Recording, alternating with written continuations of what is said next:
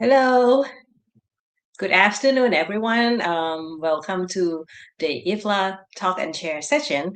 And today's topic is visionary flow from strategic leverage to transboundary resilience. And today's session is organized by Thai Association of Landscape Architects, or you may know as TALA. My name is Pranisa Bunkam. I'm a Vice President for Academic Affairs, and it's my great pleasure to serve you as a moderator today. Um, Today, we are honored to have two distinguished speakers who will share their insights from both strategic and design implementation perspective. Our first speakers, as you can see the picture, Sajjapongs Lekuthai. He's a design director of Landprocess. He is a landscape architect with over 20 years of experience in climate adaptation and urban development. And in this session, he will talk about water as leverage, mediating complexity through design-led governance, which is very interesting. I joined his workshop many times. He will explore how landscape design can bridge national policies and local reality, using water as a unifying force to foster collaboration and resilient water management. And our second speaker is also a very interesting topic, Mr. Touchapon Suntrajarn, the principal of landscape collaboration, who is recognized for his innovative approach to large-scale landscape design. And today's topic is very specific with the current big issue in Thailand, healing the Kok, a visionary plan for transboundary arsenic remediation.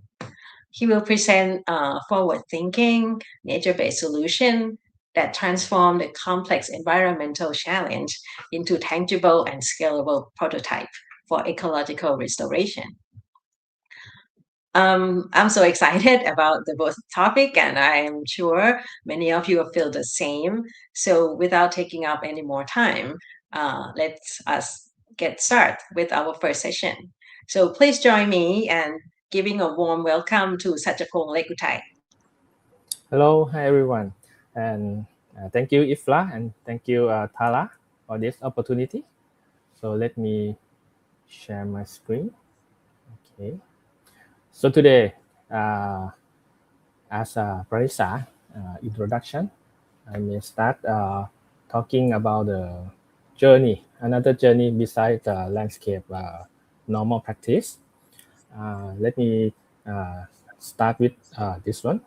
This image is actually the context of Bangkok, Thailand, or most of the Thailand context. It means we people love living with nature. We are coordinated with nature and especially water. We live with water. We stay nearby water. Water gives us food, gives us transportation and everything. But that's quite long gone with the urban growth and extreme weather. Right now, we become one of the top 9 cities that affected by sea level rise, and also we also one of the top 10 most climate at risk city in the world. If we do nothing in 30 years, maybe we have a very big problem for Bangkok, and this has concerned us about a lot as a landscape architect, and we try to do and try to help environment. That's why every work of our company mostly relate to the water. You may know us from for example, Chulalongkorn Centennial Park that talk about water management, blue green infrastructure, or Thammasat Rooftop Park that also talk about blue green infrastructure and also talking about urban farming, clean food, organic food for the city. Recently, that all is related to the local wisdom, like this one related to the step rice turret field. Recently, our work with the government complexity, so we do about the regenerate the master plan, try to change the gray infrastructure into more green infrastructure, try to move from car to feet, from gray to green infrastructure. So that is a sample, and that's because it concerns a lot. But today, I'm not talking about in detail design. I will talk about another journey that as a landscape, we are partner with this project, which is called Water as Leverage.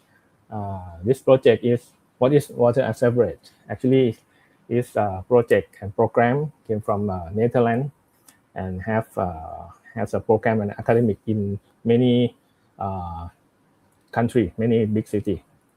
And each city is related in different challenge, but they use water as a tool to talk and to bring the project in the whole cycle since the beginning in every aspect for every stakeholder. So in Bangkok also, we have Water as Leverage Academy Bangkok that try to connect people, inspiring and learning, exchange the knowledge, expert, since from the national level into the community level. And we have our own water challenge issue. So this journey come for like 4 years and more. So it's a long journey, and today we will share what's happening, what is output, and what is the technique or tool that we use behind each workshop. So how it comes to Water as Leverage in Bangkok? Actually, our CEO, Coach Gon, joined the COP 27 and 28, and we try to coordinate every major department or the profession that relate to environment to join with the Thai government. So one country that is the main issue is Netherlands, which is expert in water management. So we have coordinate and cooperate in how to exchange knowledge and expert in terms of water in many departments. So that's the key start. Also, when we come back, we also connect in terms of from national level to the city level. We talk between embassy and the governor of Bangkok City to join and try to find the cooperation between expert and each department to working together to have some project together. So that's the start on that 2023. And after we got the allow and permission to do it, we start doing as the Landprocess, as one of partner doing the report. The first report is talk about Bangkok. We try to understand the situation of the water from Bangkok, which is we call three water. We have problem from water from the north, water from the south, and water inland. So that is the report to understand the situation in Bangkok. It's not about the design yet. We need to go back to the root, the origin from the watershed, since from the north, Chao Phraya Delta, in both ecological, in both of community, in both of urban growth, and also in terms of policy. So we start from the national policy until local policy of Bangkok, that which is related, what is the report that try to connect all information together, and which from that point, and also the urban growth policy, we have the hotspot. We call it hotspot 16 hotspot, which is like a pain point of Bangkok in many issues like flooding, drought, the agriculture problem, the canal problem, everything. 16 hotspot. So this report we also send to many department of Bangkok, and also we discuss with the governor, which many part of it is the same policy of the Bangkok. So we try to continue and make it more concrete on the project. So from that information, turn from the report to policy, and we can start Water as Leverage Bangkok as a workshop. And we hope to continue into practice and into implementation. So that's come to the second big workshop on 2024. We call it Water as Leverage Academy Bangkok. So this one, we include all inclusive main major department. The Netherlands Embassy is the host. We call all the stakeholders that relate to the water management in Thailand, both government sector, from nationality level, from Bangkok in every department that relate, community, commercial, the community, and also the local even NGO to coordinate this workshop. Academic side, for instance, also joined. So why we need to call everyone?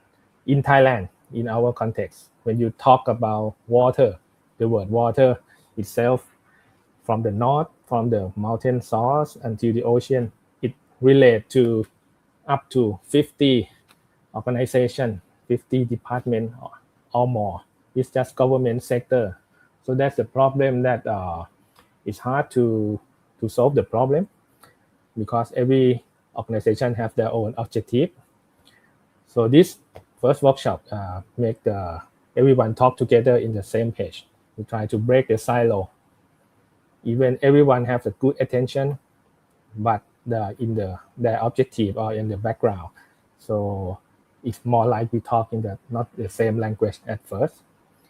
And with the coordination at this workshop, we break the silo. Everyone try to understand each other in different department, different profession. And from expert from Netherlands also talking about the war methodology and principle, which I can share, that is talking about from the first beginning of the project until the end.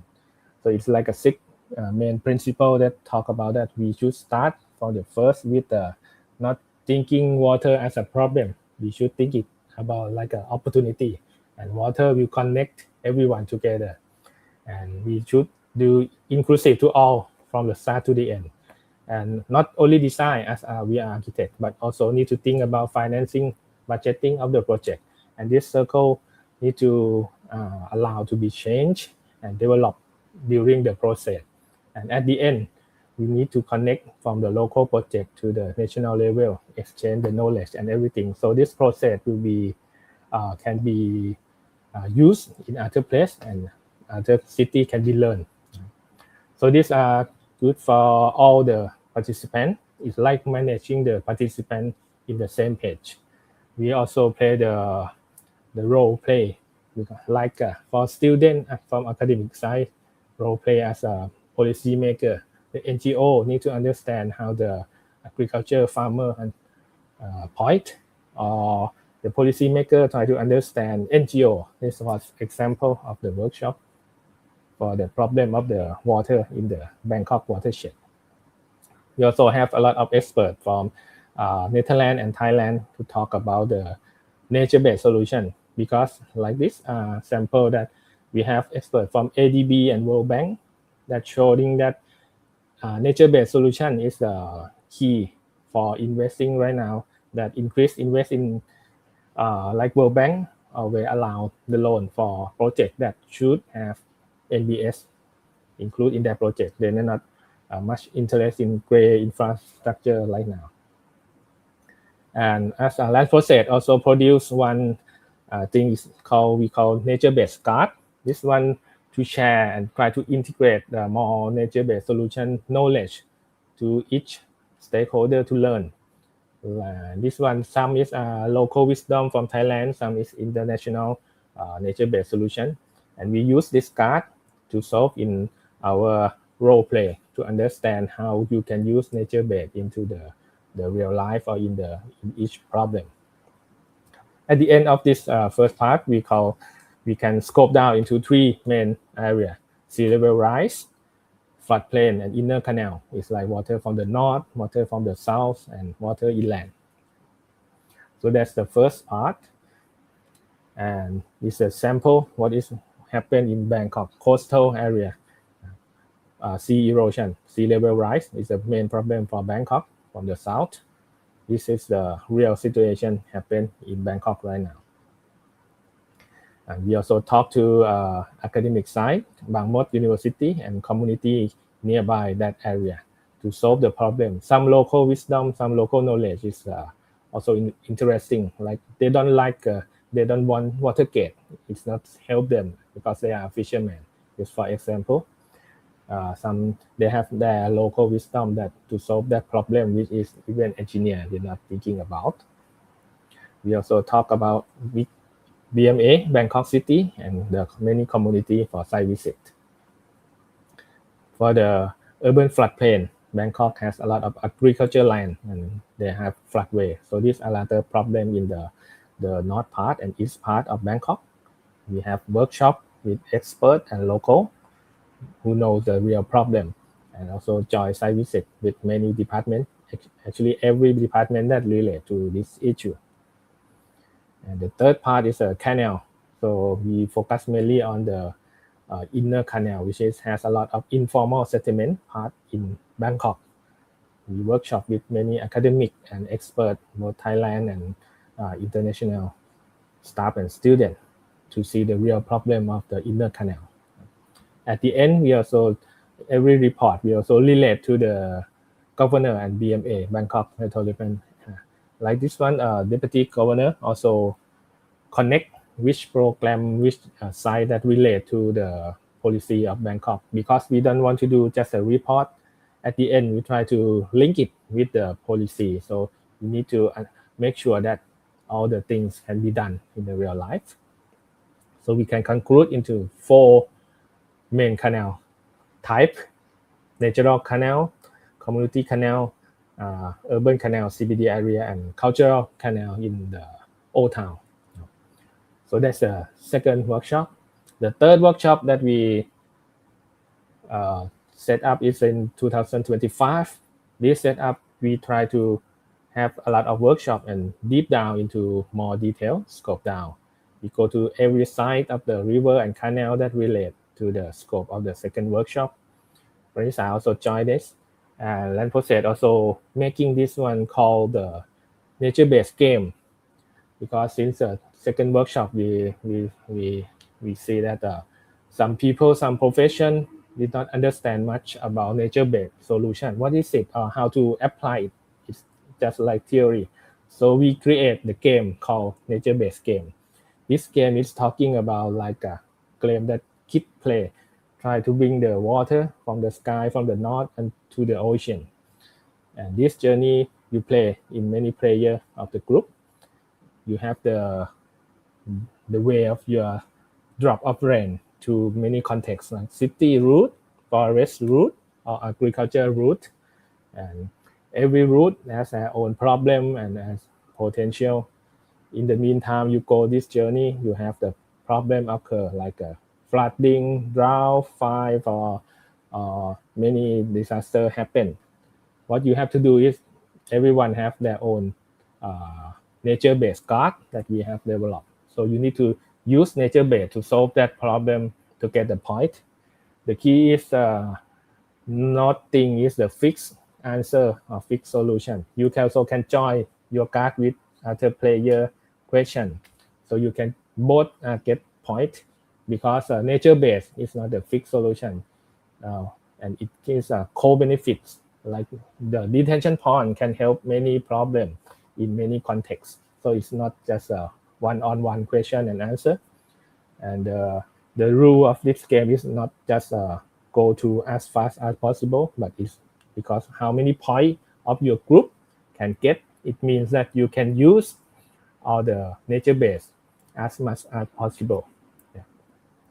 So this we adapt and use it both from government staff, academic side, or even high school. We already try it, and it's fun and also better to learn about nature-based in real life and in how to apply to use it. And also on third workshop, we also try to have a project, like a project champion. Each workshop has both government and community side, and try to push like a pitching the project on the site, like a historical canal or old town canal or community canal. Yeah, they try to pitch and try to sell the project to the owner like they are the funder.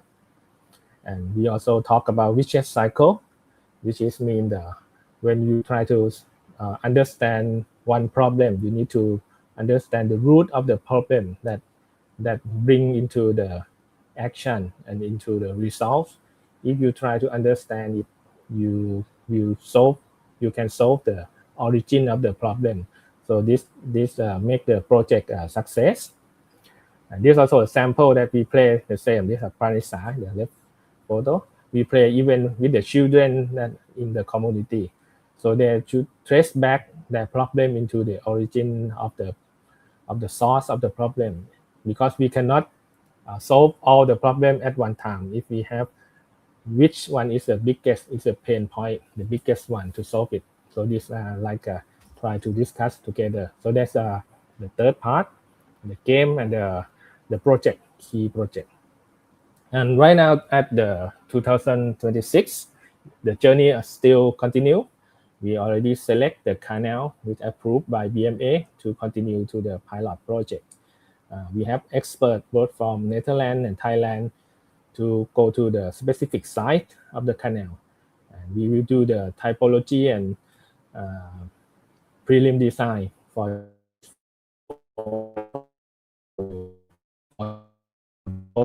this year. We will have prototypes of this four canal that all agree by both from nationality to city to community approved. So this year works. So this long journey, I hope is still continue, and we try to show that this is the process and a long journey that did not talk about design yet, but it's also the work of landscape that I think is important, because we not just one part. We can be coordinate to the whole project since the beginning. And it's same as the water as leverage principle, that water is a connector. So we also try to be connector and facilitate this project together from national level into the community level. So that is thank you.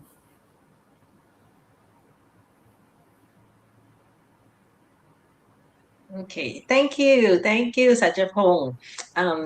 Thank you for a very insightful presentation, and it's very interesting to see this journey again. Even I joined you maybe the second workshop, right? 2024, and I thought it was a really great move to get to solve the problem about Thai people and water. That we have a very strong relationship, but now it's kind of like complicated.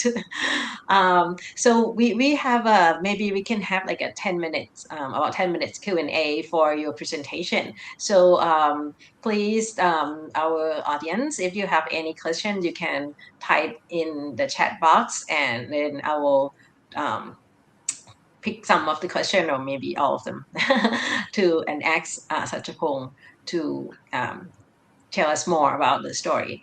While we are waiting, I'm looking at the chat box right now, and there are many people from Singapore and Australia, Bangkok. Haven't seen any. Oh, okay, there's a question here. There's a question where you get your funding from and who is your client. Actually, this so water as leverage academy in each city has different challenge. Some city has go until funding, and because we also think about bankable project. So some funding is from like ADB, World Bank, or in this case Thailand. Since we cooperate closely with BMA Bangkok City, so it's possible that it will be related to the Bangkok project for construction. So it depends on each city. Yeah, but we try to, since you see, I show you that we always talk about with government sector. So it's possible to be both government or from outside. Yeah. Depend on city and project. Yeah, so I guess the funding part, I'm not sure that like the question that asks about funding, maybe like there's the funding for the running the workshop and all this process, and also we are expecting the funding to do the study of some of the specific project, or maybe the construction. So that funding part is not yet finalized, but you have the funding to run this workshop. Like the first report is from Netherlands. Netherlands okay, government. So the Netherlands as a partner. Yeah. Yes. Yeah. So basically, right now the project is still like in the workshop state, right? Yes. Okay. Let's see. There's any other questions? Um, Let me, while we're waiting for some questions, since I joined your workshop, and I'm gonna join again this year and every year, um, I would like to ask that, what's your ultimate goal? Are you gonna do this workshop like every year forever, or what would be the state that you think that okay, this is we achieved something? What's Yeah, your I ultimate think goal for this water I and think for leverage the Bangkok? goal that is we change the process of the project works, and for the Mm-hmm. one of the first or second workshop, I think we proceed the goal that we break the silo, we break Ah, the silo of the all the government part together. uh-huh, And in the mm-hmm, third part, we also achieve goal about try to include nature based to every stakeholder attitude that what is nature based it can be adapt, it can be applied. So and the next state ultimate goal should be we hope we finish the pilot project so it can show the whole process since the mm-hmm, beginning from the national level, government level, city level, expert community until construction. So I hope and then when we finish the cycle it will be sample for another project on or even another city. Oh, that's a very ambitious goal, and I hope that Then, it won't take too long. yeah. Oh, I see there's a question coming in here. How was it possible to integrate detention ponds with canals with the canals? Is it possible to integrate detention ponds with the canal, and how was the land set aside for such? Yeah, of course. And like the four canal type we use, some canals Mm-hmm, still very natural, so it's possible to make the detention pond or even canal restoration since it's no wall or dam yet. Or maybe you should listen to the JART project next. We also talk about canal and river, which is more mm-hmm, interesting in detail. Yeah, I think it's mm-hmm, possible because lot of canal in Bangkok still very natural. Yeah, no wall, mm. no dam yet. Yeah, But except in the inner city, right? yeah. Yeah, in the inner city maybe it's a little bit difficult, but that's a challenging problem that we have to focus on in this year, right? The canal as leverage. And nature Yeah, based in canal key issue that we talk and discuss a lot with engineer because when we talk about mm-hmm, nature based we need to try to make it accountable because nature based normally like architect and engineer maybe conflict in idea of nature based is not accountable, green cannot solve the solution as mm-hmm, gray mm-hmm, infrastructure. So that's exchange knowledge and we need to fight and push this mm-hmm, NBS to all. Yeah. mm. Yeah, okay, there are more questions coming in. Um, what are the short-term and long-term goal, and what is the timeline? Mhm. How much is the government involved in this project? Yeah, government involved in every stage. Yeah, since from the national level, the Department of Resource, in terms of the watershed level, we have National Water Resource Department. We have Royal Irrigation, which all control all the irrigation for agriculture. So Mm-hmm, it's from the larger scale into deep down. Right now, we until the city level, Bangkok, and also each municipality area. So mm-hmm. for the timeline, right? For this year, Yeah. we hope we finish Mm-hmm, the typology and the design that every stakeholder approve and should mm-hmm, be transferred into the construction drawing and with the mm-hmm, budgeting from Bangkok. Yes, because mm-hmm. this journey is quite long. Yeah, I understand. We And the change long term is that you have a project, one uh, project that is like a pioneer project got so built, right? That's a long term. yeah. This year we have 4 canal. Yeah. And Mm-hmm, for this far journey, we changed 3 government to governor things. Yeah. Okay, I have one more question here, and maybe after this one, we'll switch to our second speaker. This is the question is there a national policy in Thailand for the integration of Detention tank. detention tanks in urban planning for mitigate flooding and climate change? Yeah, they have, and they already built some project in Thailand or in Bangkok. But as landscape, also we also think there are many ways of detention. And we try to push nature based first. Less gray infrastructure. Try to use more green infrastructure. Yeah. But yes, we have, and like some new building or some new park, we also create detention tank underground to help sustain the water and also recycle for irrigation. Okay, so yeah, so you basically they are building that, but they are using great infrastructure, right? Yeah. Okay, so we hope that the green infrastructure will be integrated into the national policy also. Yeah. Which Um, right now from this workshop, all the level are they understand what is nature based and how to apply, and they start to apply in every project. Yeah, more or less. mhm, mhm. Okay. Well, there are more questions coming in, but maybe I'll look through them and then come back after. We will have Yeah. another discussion session Yeah. after the second speaker finish. So but now let's break the Q&A and then we'll move on to our second speaker, Mr. Touchapon. Hello. Oh, you're Sorry, mute. I was Okay. mute. Good Okay. evening, everyone. Good evening, Sajjapongs and Ms. Branisa. Thanks for your introduction. Thanks for my introduction from you.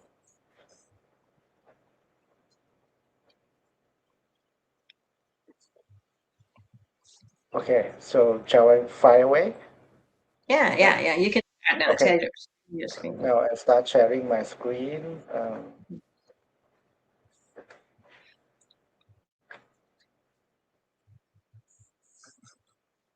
Okay, yeah.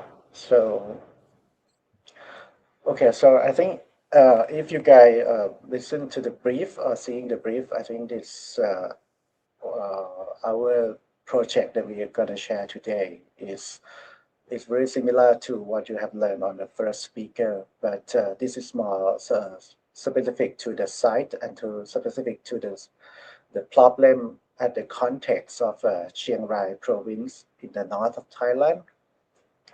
That we have the arsenic pollution issue, which I'll tell you about it as we go through slide. First, I just want to introduce the project. The project that we have done is start from one of the multidisciplinary project that we have done for Chiang Rai province in Thailand. So actually, the project is like I said, multidisciplinary. Is involve many discipline and many organization, including IUCN, which they want to promote the NBS or nature-based solutions as a goal. And we have Department of Water Resource as the political partners.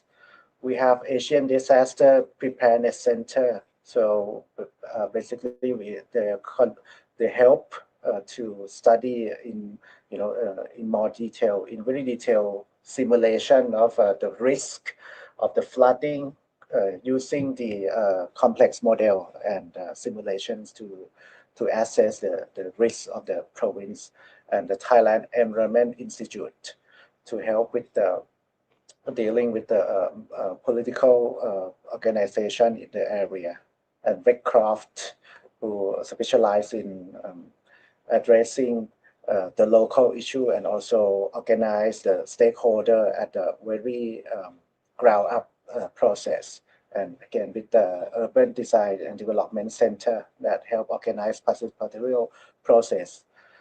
So the whole project is funded by IKI, the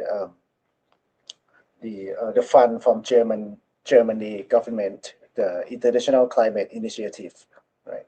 So actually, the project is very much on the multiple scale workshop that we over 2 years that were in the project is that we will start from the workshop with the local authorities from the provincial levels to the local authority in the village levels. So involving a strategic foresight workshop, so to gain the alignment between different organization and stakeholder at the area, right? So now we'll look at the map of the Kok Basin, Kok River Basin. If some of you may not familiar with the Chiang Rai province, Chiang Rai province is the one of the biggest province in the north of Thailand. The boundary is adjacent to the Myanmar border. So the basin, the Kok River Basin is actually part of the catch basin is started from the Chan state in Myanmar. So it is Transboundary Rivers. Here, this is the Chiang Rai. This is the Kok province. You can see that the blue highlight. Is the river is only pass through Thailand, only two province, Chiang Mai province and Chiang Rai province, and then meet to Mekong River between Thai and Laos border here. Okay, if we zooming in, so this is originate of the Transboundary River Kok from Chan state. I think now the one of the problem is that after the military coup in Myanmar, now Chan state is independent and Myanmar government couldn't control local government at Chan state. So this river has flowing from the Myanmar and flow down to the basin in Thailand and then meet the Mekong in Thai and Laos borders. Okay, so now we look at urban and river dynamic and urban growth. Kok River is one of the river that has moved and changed the course over the years a lot because of the area of the floodplain, and the Kok River is very fast flowing river. So this is a dynamic of the river changing over times. If you start to see 75 years ago, this is a pattern of the river, and 50 years ago. So when you trace, you start to see that this is dynamic of river, and as the river changing its course, so it's creating a series of wetland, being oxbow lake. Sometimes it's oxbow lake, sometimes it's wetland, sometimes it's old river. From Kok River, there's many names to it. There's variety of name across this old part of the rivers. So this is what we're mapping on. So this Kok River as present is the blue one, and the past is orange, red, and purples. So you can see that this flood channel is on the dotted line. This is where the Kok River in the urban situation. This is a very urban area in Chiang Rai province. You can see the green infrastructure in the province, the blue infrastructures, and then you combine with the urban sprawl, see that this is a part of the river that run through the urbanization. It's very dense urbanization. And with ADPC, our partner helping with the flood model, we can see that this is 50-year flood. You can see the dark blue dot around here. This is the risk of flooding area that is happening as is one of the disaster problem in Chiang Rai that have to meet every 10 years. And then you can see the network of the Kok River, and actually there are two rivers that joining to Kok River. the Kok River and Malao rivers is originate inside Thailand. So it wouldn't affect with the pollution that coming from Kok rivers. Right. So this is the two dynamic when we combine. You can see that this is the part of the old river and it's become the network of the wetland and oxbow lake around it. Which I think this is a part where we wanted to do something with the problems of the. I think it's actually many kind of problem. The acidic pollution is one of the problems, but there are also another problems of wetland being neglect and being overdeveloped. They built something on top of this wetland. So this is a part of where we want to look how can we help make the better use or better management of this area with the flood risk. So you can see that this is the area of the flood risk. The picture is around here, the where my mouse is. This is in 2024. So this is happening, supposed to be 50 years period waters, but it's happening more and more. This is when there is no flooding.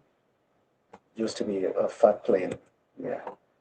We face many problem in Chiang Rai. Or as I said, flood situation is one of the risk, and then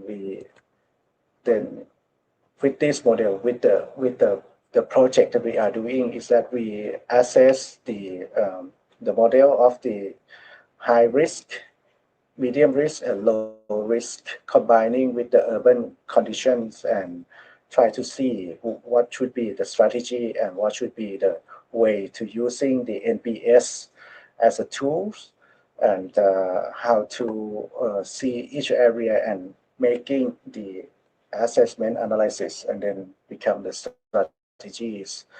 From this plan, you can see the red is a high risk area. This gaining from the simulation model of the terrain of 1 meter resolutions model. So we see the risk, we see the urban sprawl area, and then you can start to assess where is the risk and where can the landscape could help to mitigate the problems. So as a big overall master plan strategic, so this is like each area we have for example, at the origin of the river, it should be ecological buffer zone, and preservation area in the middle area where very close in the urban area is protection of the infrastructure and try to create more storing water at the Kok River, which is the river that's not affected by the pollutions, and also the ecosystem activities, and some of the model that the landscape is adaptive landscape solutions to specific problem at each site. As a landscape architect, so we develop the tools of adapting NBS for different particular landscape characteristic over Chiang Rai province. So there are like 7 typical that we keep the guideline for the NBS. I think I will go very short on this specific issue. I think if we have time, we can come back to this later. I think today I want to more focus on the problem of acidic, like I explained earlier.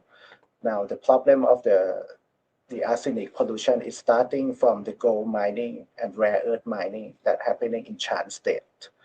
Actually, there are many international mining company.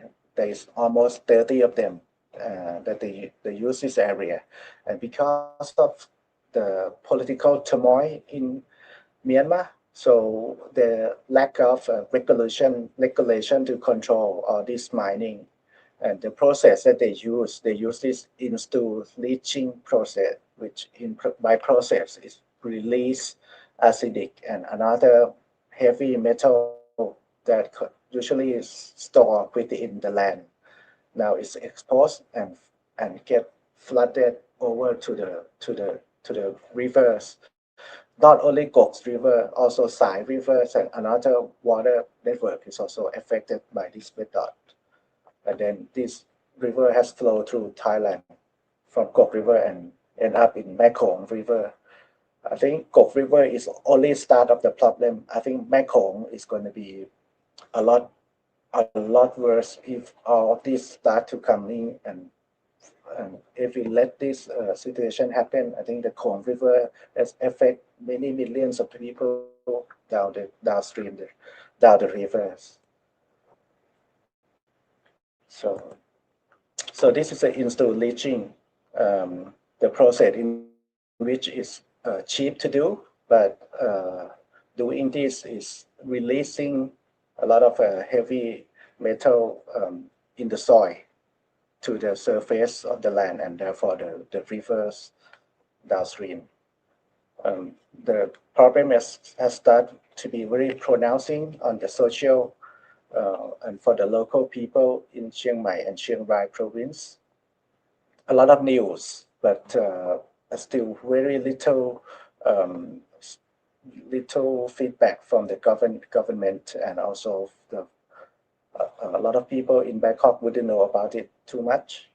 So basically, they have problem start to affect the health of the people who live along the rivers, even the fish. You can see that this is the problem that they found. So um, nobody is using the river the way they used to be anymore, because they're afraid of if they touch the water, maybe they get the problems.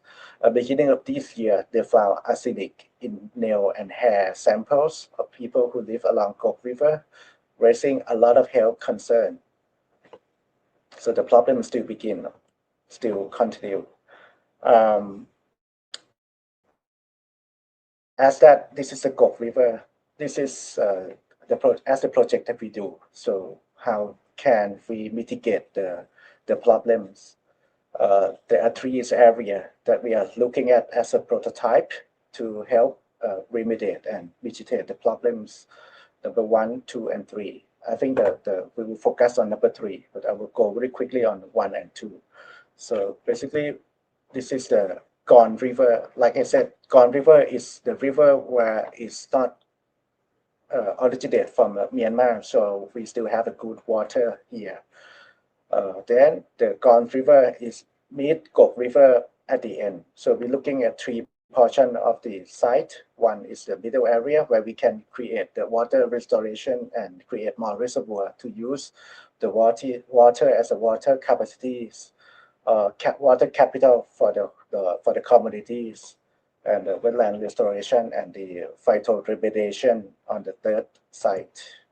So this is three different solutions for 3 different sites along Kok River. So the first one, we there's existing wetland, there's communities around it. This is a site characteristic, and we found that there is the old military runway. The big area belong to the military that I think it can be used here. This our proposal is to create more of the water storing capacity in this area. It can hold up to 0.5 million cubic meters. So that this is we can create this as part of the NBS, and at the edge it become the wetland and reservation area and the park for the people to use. This can serve as a water capital that we can do the water utility from this reservoir and supply to the local communities.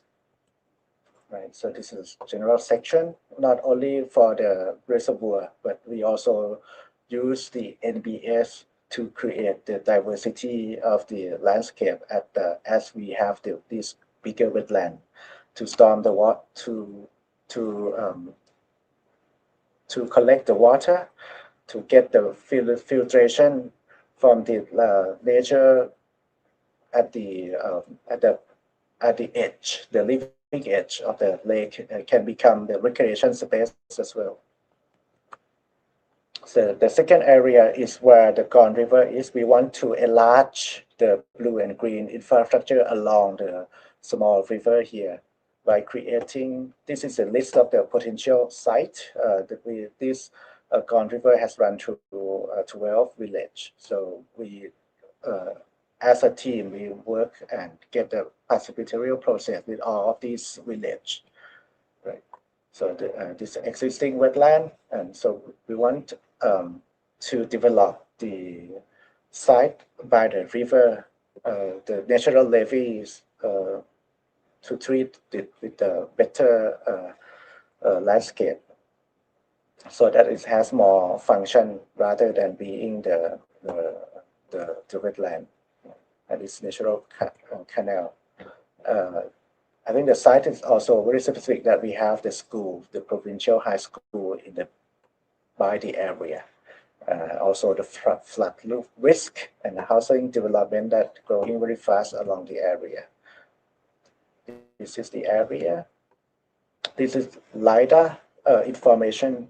The team has used the drone to capture with the LiDAR scan, and then we can extract some of the information such as the contour line, the existing vegetation, the canopy height, and then we analyze the area. And then this is a concept that we propose. We want to link the existing river back to the wetland nearby. Now you can see that now the wetland has become very much a gray structure along the edge. So we want to break that apart, and we want to link the Kok River specifically at these locations, right? So this is Kok River. This is natural levees that now has been disturbed by the human activity along this area. So we want to restore the river condition by what we propose here is called river benching. So we move the natural levee, that number 2 here. This is existing natural levees. So we want to move it further inside inland, and then we have become the floodable area that become the ecotone for more of the wetland ecology. So this area can be flood when there is a lot of rain during the rainy season. So this becomes the ecotone. So this general section of the area, this Kok River, what we do is we want to move these natural levees and make the stepping down to the river, make it into usable space for recreation and for the park purposes. And then it's also acting as the gain more volume for the river so that it can absorb more water in the park. Right, this is during the dry season and the wet season of the same area. This is we like to think that this acts as a landscape intervention that it can change the condition of the existing river and become more useful and link the water and connect the water back to the existing reservoir, where now the bank is being banked up, so the water is disconnected. So we want to connect the river back to its river network. So and the third one that we would like to focus today is the prototype for use the phytoremediation process to absorb the acidic from the river, the Kok River. So this is all potential. Like I said from the beginning, that because of this river has so many dynamic pattern. As a result, we have a lot of wetland area, oxbow lake, that maybe is because of the water along this area will move slower from the river in the river because it's not entirely connected. So it can be part where we use this area to slow the water and then use the phytoremediation process. So now we after we study every area, we focus on 2 areas here. Because of the area is belong to the government, we can do something with this area. And there are about 6 villages around this area that we have to do the participatory process with them. So this is the site. There is a check dam, and there is a oxbow lake, wetland, and water retention area already at the site. So there are 2 prototypes that we are exploring now. The first one, we call it divert and remediation. So the concept is using the oxbow lake as a slow water part where the water is moving slower, and then we use the gabion with the biochar and some of the phytoremediation plants, and then absorbing to the root and trunk system. So the phyto extraction process that we are looking at. And another prototype is using the reservoir or retention area and a floating bamboo um, raft, so the plant can absorb the acidic through their root system. Right, I'll go more detail in the later slide. So this is a site that we are looking at. So we have two conditions here. So the left-hand side here, we have the existing wetland, and then we have big oxbow lake that now is very much like a reservoir and a lake. At the moment, there is no particular or significant use of these two water bodies for the communities. And then this the condition of the existing water. You can see different depth in this blue. So because of this site, this left-hand side area is good area to explore the prototype one. And the bigger reservoir or retention lake here is we will explore on the prototype two. So first prototype one. So we propose to have the biochar fitting in the gabion and trying to slow the water. And in the process, we have the water plants right next to the gabion, and then it help absorb arsenic, the same process as they absorb the nitrate and phosphate. So it's natural plant behavior to absorb all these heavy metal along with the nitrate and phosphate and collect them into the plant bodies. So this is the area where I use the gabion, and then slowly we divert the water into the pond. First, we do the sedimentation process and then get the water slowly flow through this gabion, right? And then since it's part this area, is now the next area become the wetland and become the bird sanctuaries. So, and a natural play area for the kids, and because it's close to the school, so there's another program that we introduce is the wetland school, where the kids and the academic can learn about this process and learn about wetland more in this area. So this is the way that the diagram of how the water should be treated. So first from the sedimentation and the pump, we can use solar cell pump, and water will flow through the biochar, and then it's become the already partially treated water, and then ecotone riparian wetland. And then this water, we can make use of it by giving to the local communities to use this water as for agricultural use. Now the problem for agriculture along the Kok River is that because of the river is contaminated, nobody has confidence or dare to use the water from the river to irrigate their crops. They can only do using the groundwater or the underground water to irrigate the plants. And the main problem is that agriculture products or produce that coming from this area will never be granted the eco or the green stamp because of it's happening in the contaminated area. So this is the way to solve that, what we try to solve, and this is maybe the way to mitigate the difficulty of people living nearby the rivers. By this section, this to explain more of the phytoremediation process. This is biochar that we built using the gabion, and then we have this phytoremediation plant at the back of the biochar combined with the gabion, so that we can do this kind of apparatus where it's slowing the water down. Right. And now prototype 2. So the prototype 2 is we use the bamboo raft at the platform. Because of this, water is retention area is very slow in terms of movement. There is no water coming in or out very often.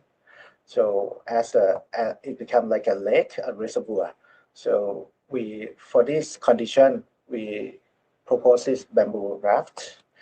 And from time to time, maybe we can bring in the water towards the sluice gate or maybe the pumping system, and then use this area, the floating phytoremediation platform, where it arranged in a way that it can be services and it can be harvested. The reason that it has to be harvested because of this the system of the plants, being that the cycle of the plant, the root will absorb the acidic up to certain day. At this moment, we are looking at 45 to 90 days, depend on the type of the plant that we select. And then because of when the plant grow, they absorb the acidic. Then we need to cut it, and it become the organic biomass. We can have the government subsidize to buy this biomass by weight, by dry weight, and give maybe 5 baht per kilogram. So that is enough to stimulate the process of the circular economies, where people will harvest these crops, plant, and send to the process of drying this biomass and make it into biochar. And in return, the output of this process become biochar, which we use for filter or use in the phytoremediation process, as in prototype 1. This is circular economy, where it's apart from make this system self-sustain and also help generate economy of along the area when they cannot do fish, cannot do agricultural anymore. Maybe this is something they can do to gain, for the economic activities. And for the species of the plant, you can read it here. But I think we were very careful, and we get a lot of comments of the species to be used. It has to be the plant that is not going to be alien species, and it's not something people will try to will confuse and think of it as a food and then consume it. So it is a plant that people cannot consume, and it's not alien species. So this is the plant list. Some of the fern, the giant sword fern, silver fern. I think this list of the plant we collect from the research that we can get the hands to. Some of it coming from international research, some happening in Thailand. But now, as the project goes, there's a lot of professors doing more research on this. In Ma Fa Luang University in the Chiang Rai province, they are doing more and more research. Right. So this is some of the plan list. And I think the important one is that this process has to pass the participatory process, where if the local people, the village in the area would agree of this idea to do. In parallel, when we design this system, we sort of get their opinions and seek their thought and how would they align with what we are thinking. And I think this is pretty much, I think they're aware of the problem. They agree that if we can do this, they could help. They could benefit from cleaner water. They could benefit from more of a green area that they can be like recreation purpose. And yeah, and they even suggest that this can be an area where you can grow more fish and give more diversity for the food security of the people in the area, and perhaps can be tourist activity in this area if possible. And the bird sanctuary is something they would agree to as well. Okay, so I think I took already a lot of time, so I would like to end my slide here. Um, thank you, and I think we can have a Q&A later. Thank you very much. Wow, that's a very interesting. I think everyone it must be excited about what you are doing, and your graphic and everything look wonderful. And there are a couple questions coming in here, and since your work is quite technical, so there are some question that about the velocity of the water. Yeah, What is the target velocity of the water flow within those wetlands and ponds so that the water filtration can take place? And yeah. I also think we are phytoremediation. targeting at 0.3 meter per second, Mm-hmm, so much lower than 1 meter per second. mm-hmm, In some case, it's preferably 0.1 meter per second, which in prototype 2, we can achieve that because it's already a lake. But for prototype 1, we need to slow down the waters.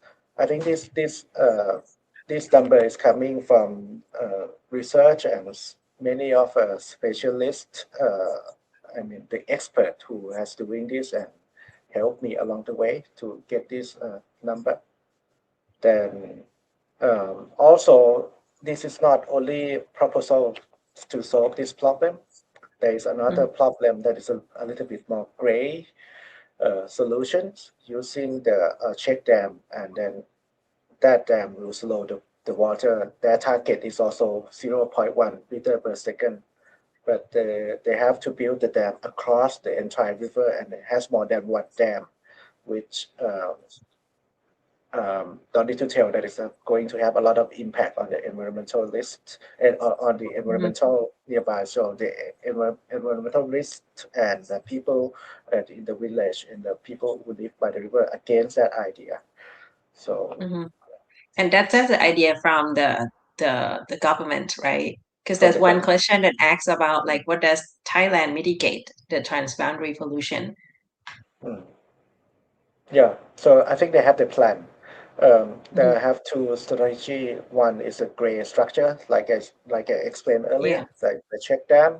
The another one is similar to what we are trying to propose. Uh, so we working with water department, and this proposal has been I I have presented this to the parliament, to the standing committee in the parliament, and to seek the alignment if this is something that government wanted to develop. But because of the political turmoil during the time, I think that now nobody is actually following this up anymore. So we still need to you know Mm-hmm. get the awareness and um, how to say, get the people to know that this has to be concerned. I think that the idea is the best thing is to stop at the source, but it's Yeah. very difficult to do because of political Mm-hmm. turmoil in Myanmar. There is no way that we Mm-hmm. can reach Chan state and Mm-hmm. control them how to do the mining. So this is Mm-hmm. the next best thing that we can do. Yeah, there's a one interesting question that asks about EIA and Mm. EMMP that for these projects. Okay. Do you go through that? Because of we are now in the stage of doing the Uh, at first, there is no particular law that define that this type of project has to do with the EIA, but I think that we can argue on that more if we are really need to do it. I think there will be people to ask if this can be assessed before it's implemented. But as the project is going now, we kind of thinking of this project as a prototype. We Mm-hmm. as if you see the master plan, you will see that there is a lot of potential area that we can do. I counted about maybe 30 to 6 to 50 area that we can scale up this idea and do everywhere, right? But at the moment, we will only do two sites as an experimental and prototype site Mm-hmm. that hope to begin next year to build next year. with using the seed fund from IKI from Germany. That the seed fund is not a lot, but I think it's enough to do a showcase. And if the government want to tie in or want to support it, maybe we can scale it in many areas, in many oxbow along the rivers. Mm.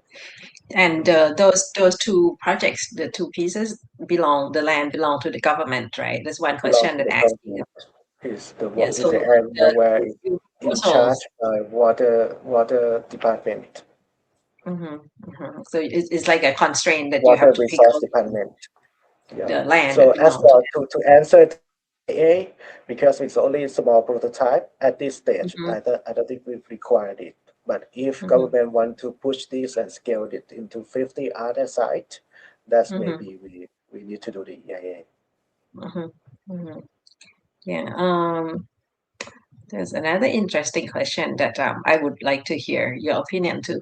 Um, this question says that since rivers naturally change their alignment, shouldn't the proposed design also cater to this very fundamental nature of rivers?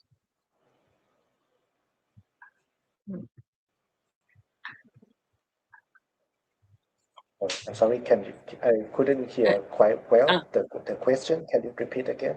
Yeah, the question I think is on the screen also. You say that since the river naturally change their alignment, just the drawing that you show at the beginning, shouldn't the proposed design also cater to this very fundamental nature of the rivers?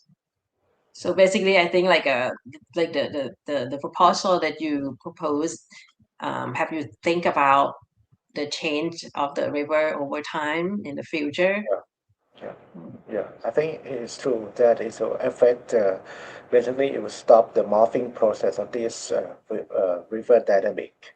But Mm, as a matter of fact, now it's pretty much the dynamic of the river has stopped uh, in the past year because of now people because of the because of people now they're using many of the rivers now they have the riverbank treated by the gray infrastructures and also the bank and the area. Now people in Thailand is very afraid of the water, so then they do the bank and they build the wall to protect the water from being getting flood. So they build a lot of land, and as a part of the problem now, natural levee, so the river has been banked up and berm up, has been compact, so they can build the water mhm, protection for the land. So pretty much force the process of the river to be, static. It's mm, in many mhm, areas not change anymore.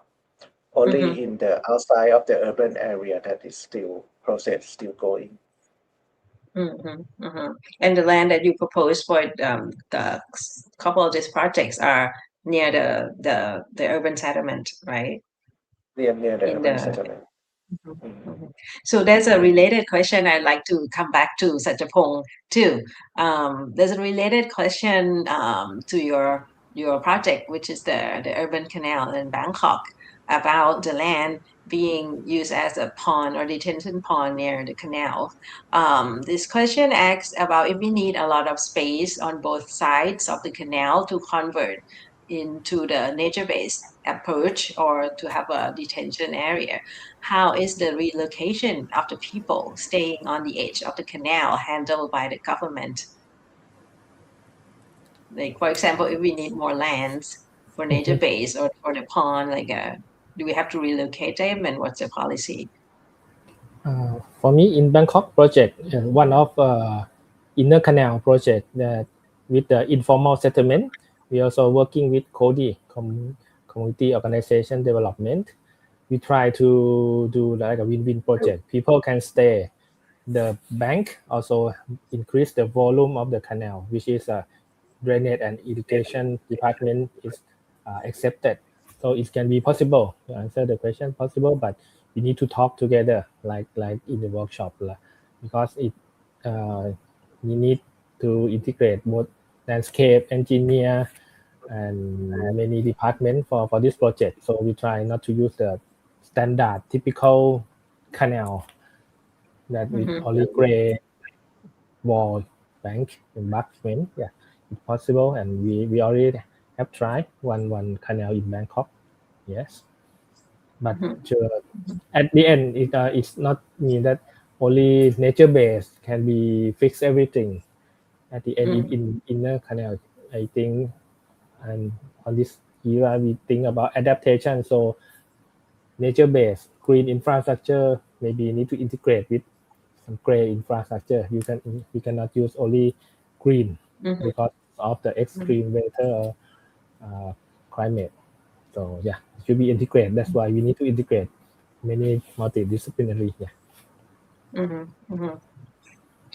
There are a lot of technical questions. You Let asked me about the see. product Yeah, of fertilizer. Yeah. yeah, I think this is for Touch, I I think, guess. Like it's yeah, about yeah. harvesting the plants that you use, Mm. and And could the byproduct be recycled fertilizer? first, the original biomass that we harvest from this plant will have acidic inside it, so we cannot use directly for other purpose because this phyto extraction process is mean that it keep the arsenic from arsenic to arsenic, then store within the root and the leaf system. So what we propose is that this biomass has to be burned to specific degree so that this arsenic has been disintegrated into, it has to, if I remember correctly, it has to be like 300 degrees Celsius so that the arsenic has been sealed and captured within biochar. It's not released in the air or released in other process to Mm-hmm. so it's safe. So that's only way that we can do it. So burn it into biochar, and then biochar can be used as part of the fertilizer as well. But in this case, we propose that biochar is being used back to as the bed of the wetland for the plants can grow for Mm-hmm. to this again the Mm-hmm. remediation processes begin in another cycle. Mm-hmm. So May I ask? basically, once you burn the all the plants with a Mm. special technique like working with biochar, then it's become Mm. the acid, and everything Yeah, will stay in there, will still capture yeah, in there, right? yeah. That's very Encapsulate interesting. Like the carbon. Yeah. I learned about biochar, but not in this um aspect. So very interesting. Sajjapong, would you say Yeah, something? I ask George, Yeah. since it's a large scale of project and with many profession, can you tell us some sample that between multidisciplinary any conflict and how you solve it? Can you tell us some example Mm. in the process that you told us many I think profession? within the teams, we are really get along very well because have the same alignment. But when we work with the problem is being the local authorities and the government, um, and also the people mindset. I think the most difficult things to do because I think if you show at the moment, if we show the image of building the gray structure with a lot of investment funding, and you get the nice concrete pedestrian and the image where NBS is doing a natural thing, ecology things, the people in the mostly have to agree that they think some of the people think that maybe with the concrete they gain more support from the government because it's more tangible. I found that the most difficult thing to convince people that live it as a nature is actually benefit you in many ways rather than having the concrete structure. But people still see concrete structure as something that they can gain benefit more.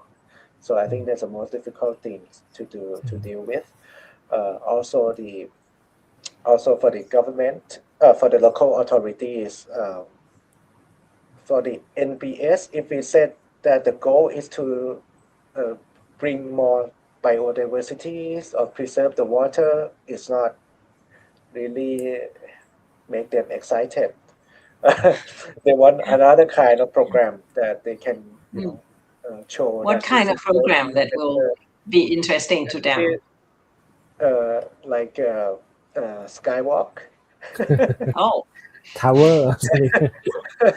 Or maybe tower or landmark or other Mm-hmm. benefit. So what we try to do is we try to using parasitical process as a way to know that what is the actual need of the people and try to sell them to the local authorities, like maybe the playground, maybe a new common area with a good architecture that can serve them Mm-hmm. well. you know that can be something that they can invest and become tangible for them. Yeah, Mm-hmm. These you're talking about the locals, right? Local people or local government. I think local authorities and also government Ah, in general. oh, I see. I see. What about the people? What about the local people? The How local do they people, react with the nature-based solution approach? I think at first they don't understand, but in the program that am involved with, it's already the third year, right?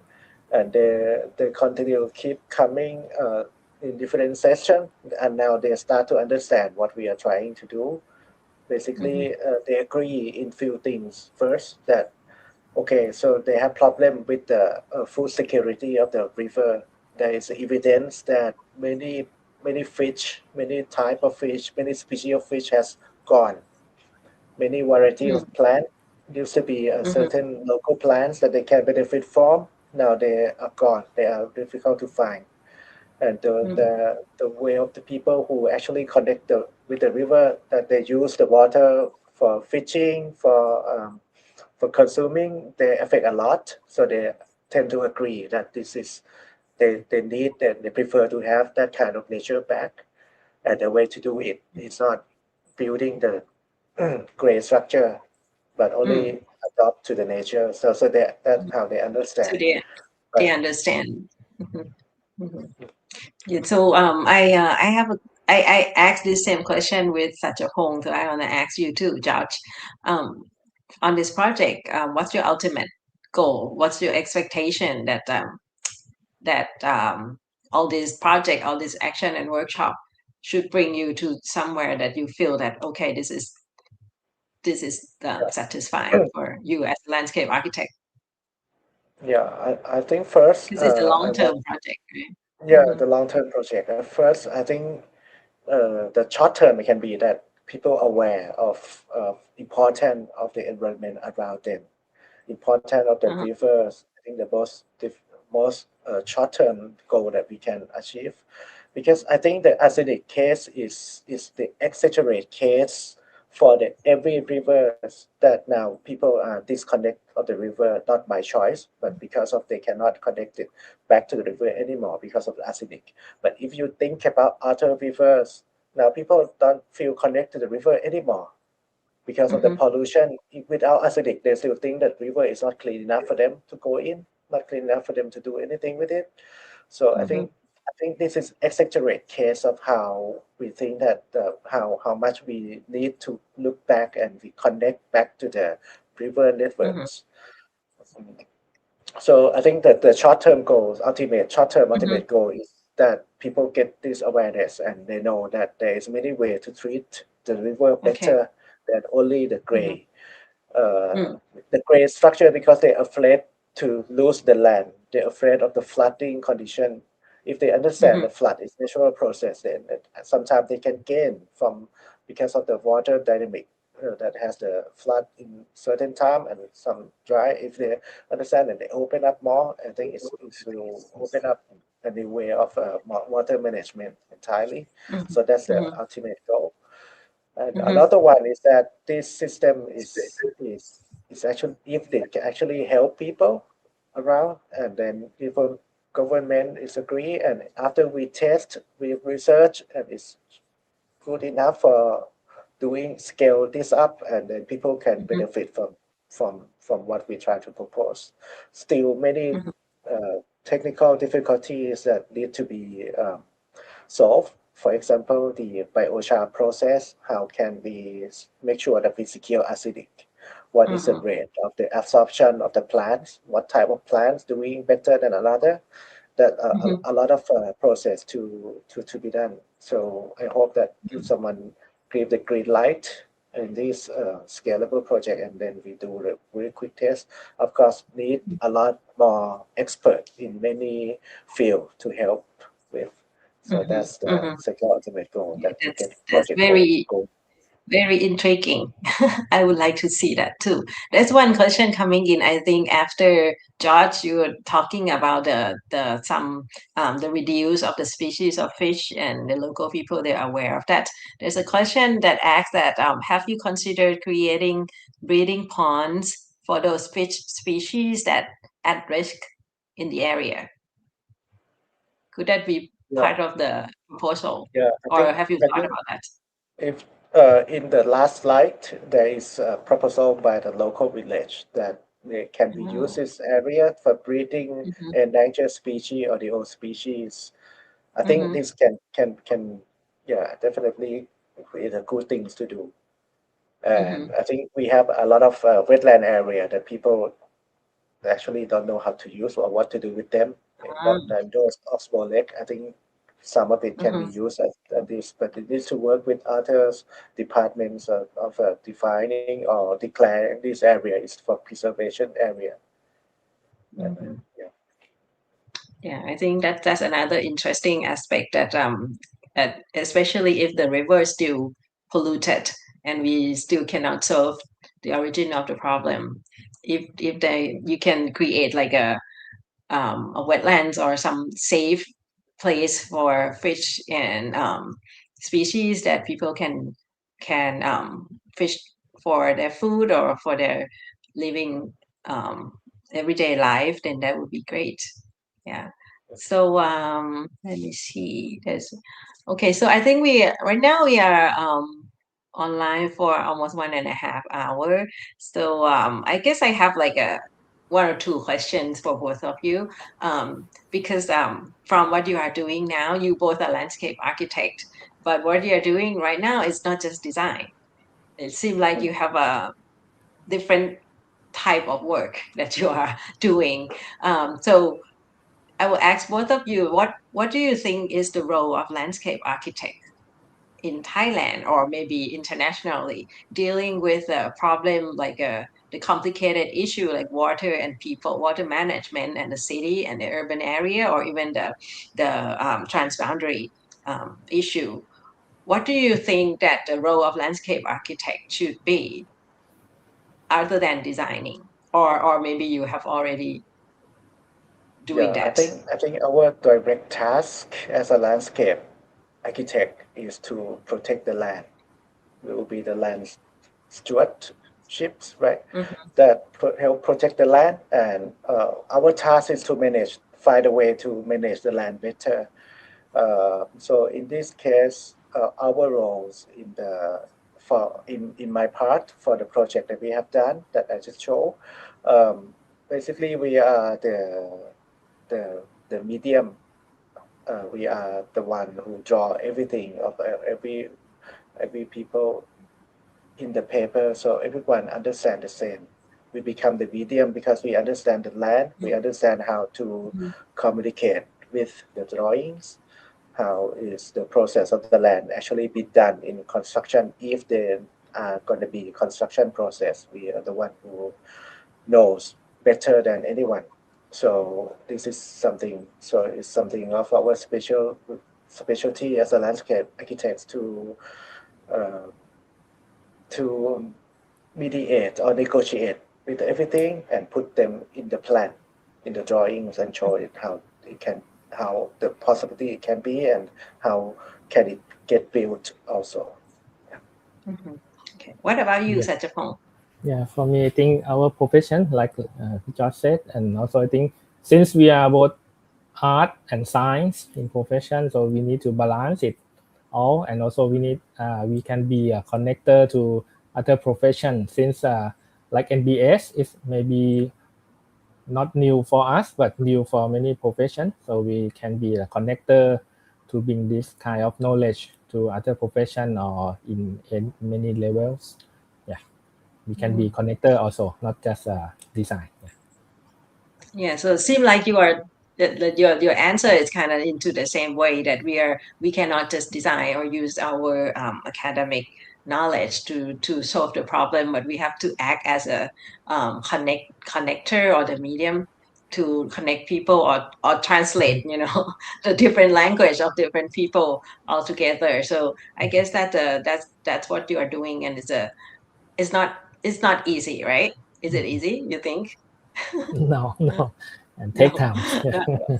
Yeah, it takes time. Yeah, but I really appreciate what that you both of you are starting to do, and it's a very good example for the young generation, the new generation landscape architects, and also maybe for in academic. Like I'm teaching, my background, no, my current job is right now is actually I'm a lecturer in a university, so maybe in our education we have to equip the students with these skills, the negotiating skills, and understanding different aspects of different people. Um, I guess I have another one last question for both of you. This is gonna be fun. I'm gonna ask each of you, let's say if you were working on the other project, say Sajjapong, if you were working on the Kok River project, what would you do next? What would be the next step or the next year workshop, or what would be the next step you want to move this project forward? And also for George, if you are working for the water as leverage in Bangkok and the canals and the right now that Sajjapong is doing the breaking the silo and trying to set up the prototype, what would you do next if you like switch the role? Who would like to for answer first? me first. For me, for his Okay. project, I Okay. think since it's very interesting project, so I hope I collect all the data now, and then when it's finished, so we can compare all the data, and it can be new knowledge for others for this kind of project. Yeah. So and share to Yeah. others because it's very interesting project. Yeah. And we need to Thank prove since I have many problems when we try to explain nature base, so we need to some proof. So that's why we need to collect data. Yeah. Yeah, agree. Totally agree that we need to do, and it's good suggestion. I think maybe we can start to write up the research procedure or the research methodologies of how can we start to collect the data and become convincing and good for, to know that it's good enough to do it. Yeah, I think it's good. Okay, If what I about you, George? if What I are you gonna do with if I was in your canal as shoes, uh, lever? your job is very difficult. I attend one of your workshop, and I just found out that there are 50 or more organizations that dealing with waters. There's a lot of silos. So maybe I'll start with the site specific one, so that if use a one site specific, that maybe select one that involve not too much people and become a good chance of success. And with the site specific, we identify people who involve the key stakeholder in the area or the water organization that they need to do, and then use that as a prototype prototype project. Then they start to find the how we can connect, what should be the procedure, what should be the step from, each of the organization can find a way to work together toward the same goal. Yeah. Mhm. Yeah. Thank you. I agree. Yeah, Interesting. because we need some pilot project or champion project to show first to Yeah. continue, but Yeah. think big. But we start from small project. Yeah. Thank you.